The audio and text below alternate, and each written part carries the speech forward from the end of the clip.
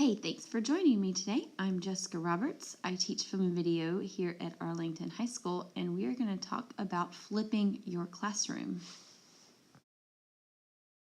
So the question I always get is, why should I flip my classroom when what I have going is already, proven to be successful? Well, the deal with a flipped classroom is that it frees up more classroom time to allow you in your class to do more things and work on more activities or help individualize their learning. It's very easy to do.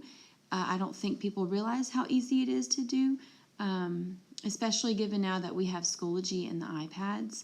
But overall, flipping your classroom is going to be, it's going to be a change for sure, but definitely something you can make work.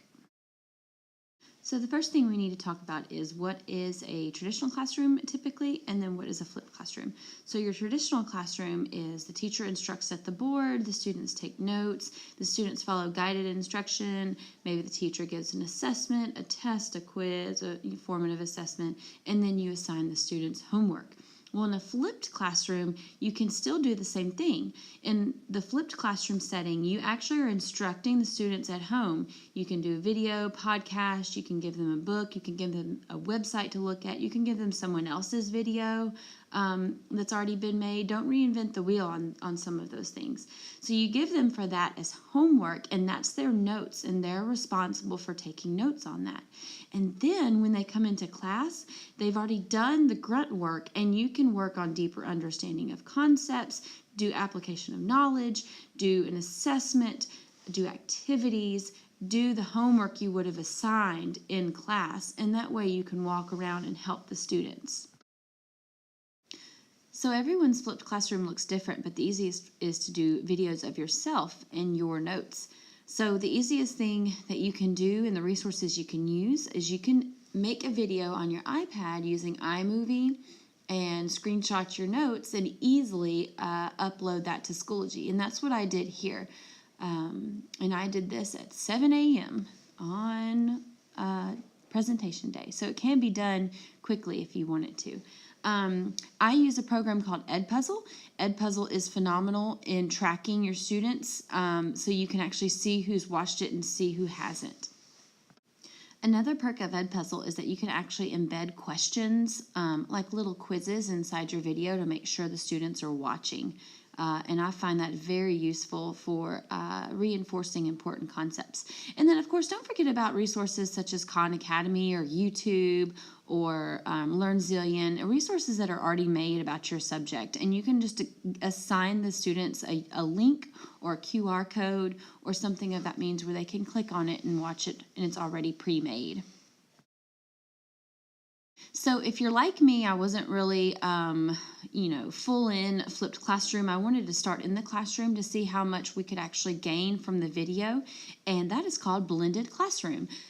Blended classroom basically is assigning something that they'll watch in class while you walk around and help students individually and monitor progress.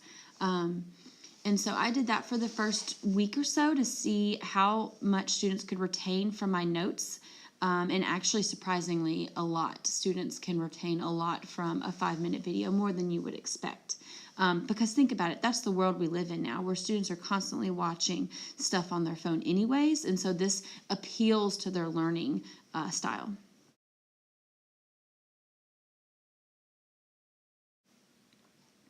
So basically, blended classroom takes the awesomeness of technology where you have structure, you can control it, they can self-study, and it's, mobile, they can do wherever they want, and it blends it with what's supposed to be a human's need for learning.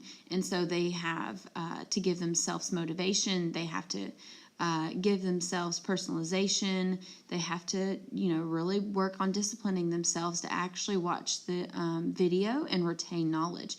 And so I found out from my experience in doing this is that when you hold the kids accountable and you can give them a quick, easy homework grade if they've watched it or not, then they really they don't even need the grade if you start assessing them correctly. So if you come in and assess them and then they say, well, I didn't watch the video, they'll actually go back and watch the video even if it's not for a grade in order to do well on the test.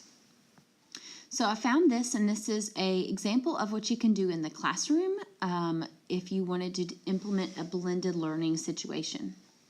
I'm a big believer in having stations, so students can either choose which station to start with, or you can rotate them around in a group. But basically this is, you could start with your bell ringer, which is still your introduction of concepts, your daily bell work, whatever you usually do.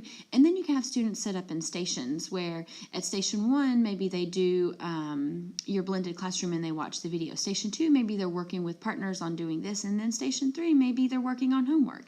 And then finally you can bring them back together at the end for a formative assessment to kind of see where everybody stands. And so this was a really good example of what you can do in the classroom. And finally, there's so many ways that you can use all of these sorts of tools to do a flipped classroom or a blended learning space. I know Ms. Parham has really been successful on videoing and screencasting her solving math problems and posting it for the students to watch her lessons on Schoology. And so it's a whole lot easier than you think, and it can be implemented in any subject.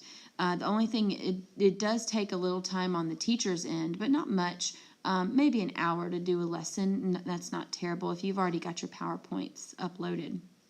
But overall, this is, proven to help students and proven to help free up more time in the classroom.